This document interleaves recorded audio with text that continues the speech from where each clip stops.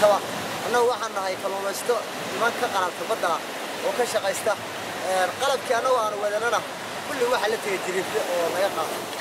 waxaanu marka aan qalab aan naga jiro waa naga baabay qalabkii waa maqan yahay wax naga qabtana waa lana waxaanu ka codsanaynaa in macnaha aan naga gudbisaaneen codsiga oo noo geysan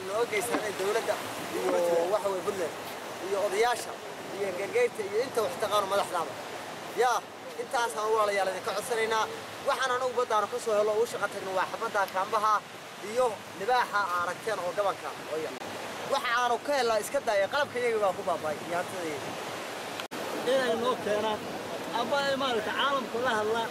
ayaan ka codsanaynaa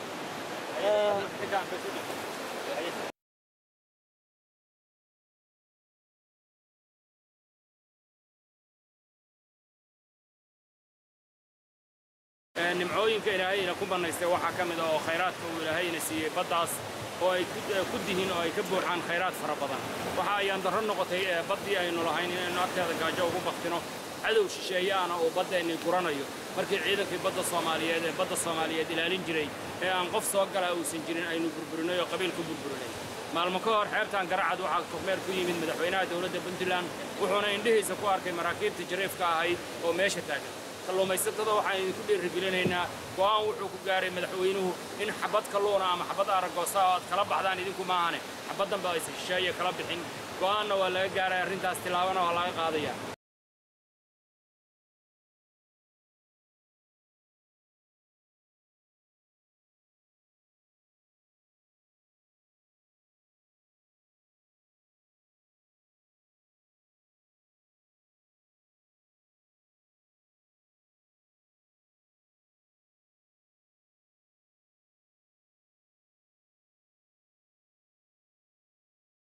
وارنتود كلمستو meeshaan